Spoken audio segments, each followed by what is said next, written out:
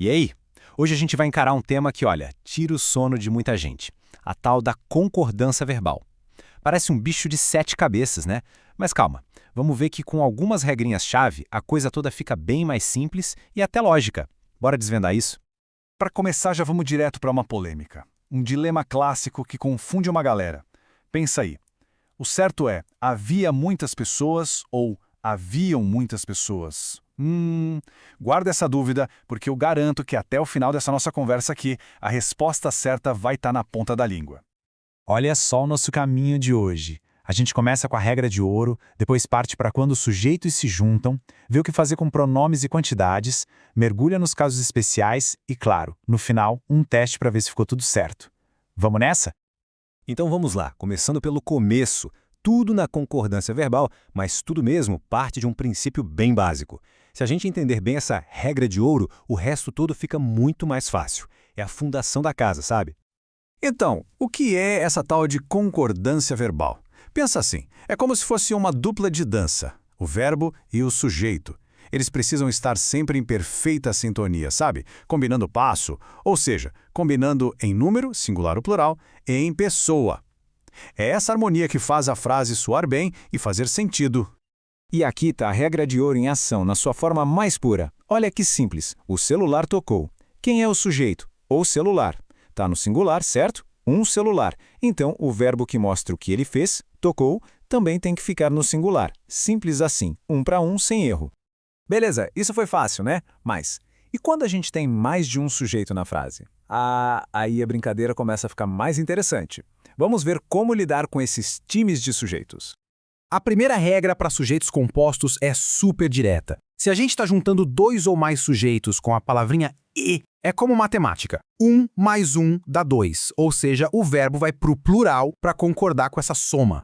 Por exemplo, o celular e a chave sumiram. Quem sumiu? O celular e a chave. São duas coisas, né? Um sujeito composto. Por isso, o verbo tem que ir para o plural, para abraçar os dois. Sumiram.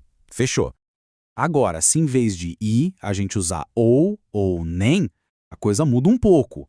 Aqui o português nos dá uma certa flexibilidade, sabia? A gente pode escolher com quem o verbo vai concordar, dependendo da ideia que a gente quer passar. Olha o exemplo. Nem o pai nem a mãe gostaram da ideia. Usar o verbo no plural, gostaram, geralmente é o mais comum, o mais natural. Porque a ideia é que a ação vale para os dois, tanto para o pai quanto para a mãe. Nenhum dos dois gostou. Ok, já vimos sujeitos simples e sujeitos compostos. Mas e quando o sujeito não é uma coisa tão óbvia como celular ou pai? Vamos falar agora sobre pronomes, porcentagens, essas coisas que às vezes deixam a gente na dúvida. Vamos começar com os pronomes indefinidos, tipo nada, ninguém, tudo, alguém. A regra aqui é uma maravilha de tão simples. O verbo vai ficar sempre no singular. Mesmo que tudo pareça muita coisa, a palavra em si é singular. Olha só que claro, nada impede o progresso. Quem é que não impede o progresso? Nada. Como nada é um pronome indefinido, o verbo fica no singular. Impede. Moleza, né? Agora, porcentagens. Aqui a gente tem, de novo, uma escolha interessante. O verbo pode concordar com o número ou com o substantivo que vem logo depois da porcentagem. Dá para escolher o foco. Vamos ver na prática como isso funciona. Se a gente diz 50% do trabalho foi concluído, o verbo foi está concordando com o trabalho, que é singular. O foco está no bloco, na unidade de trabalho. Mas se a gente diz 50% dos projetos foram concluídos, aí o verbo foram concorda com projetos no plural. O foco muda para os vários projetos individuais. As duas formas estão corretas, a escolha só muda um pouquinho o que a gente quer enfatizar. Muito bem, agora a gente vai entrar no território das pegadinhas, dos casos especiais e das exceções. É aqui que muita gente escorrega, mas dominar esses pontos realmente faz uma diferença enorme na hora de falar e escrever. A primeira grande exceção é a dos verbos impessoais. O que é isso? São verbos que não têm sujeito. Pensa em chover. Quem chove? Ninguém, né? A chuva simplesmente acontece. O mesmo vale para o verbo haver quando ele significa existir. Como esses verbos não têm o sujeito para concordar, eles ficam travados numa forma fixa, sempre na terceira pessoa do singular. E com isso, a gente resolve aquele nosso mistério do começo, lembra? Havia ou haviam muitas pessoas. Como aqui o verbo haver significa existir, ele é impessoal, Então não importa se eram muitas, poucas ou 1 milhão de pessoas. O verbo não tem sujeito, então ele fica no singular. O correto é: havia muitas pessoas na festa. Resolvido? Outro caso interessante de escolha é com os substantivos coletivos, palavras como multidão, bando, povo, maioria. Aqui, a concordância do verbo pode seguir dois caminhos. Ou foca no grupo como uma coisa só, um bloco, ou foca nos indivíduos que fazem parte daquele grupo. Olha só a diferença, que é bem sutil. A multidão aplaudiu com o verbo no singular, dá a ideia do grupo agindo como uma unidade, um corpo só.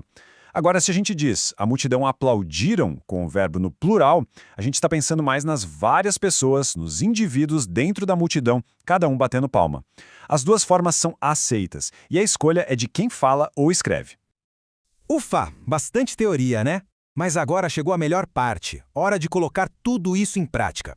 Vamos testar o conhecimento com algumas questões para ver se o conteúdo fixou direitinho. Primeira pergunta na tela. Dá uma olhada com calma nas opções. Qual dessas frases está com a concordância verbal certinha, seguindo o que a gente acabou de ver? Vou dar um tempinho para pensar. E a resposta correta é a letra D. É recomendável tirar os sapatos. Mas por quê? A gente pergunta para o verbo. O que é recomendável? A resposta é tirar os sapatos. O sujeito aqui é a ação inteira, a oração tirar os sapatos.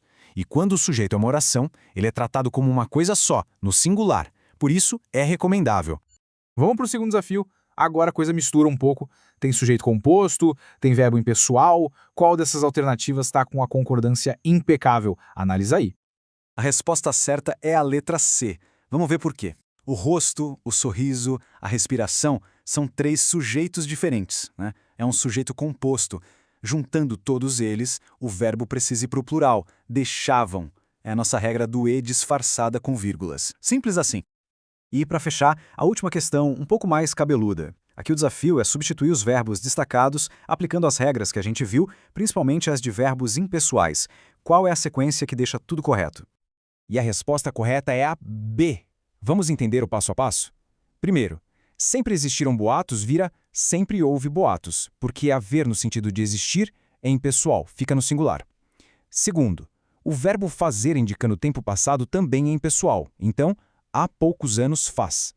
E por último, a construção trata-se de é sempre singular, então trata-se de tentativas, por isso a B é a correta. Para a gente fechar, fica uma reflexão. Concordância verbal não é só uma regrinha chata de gramática. É, na verdade, uma ferramenta poderosa para deixar a comunicação mais clara, mais elegante, mais precisa. Dominar isso faz toda a diferença. Fica a pergunta.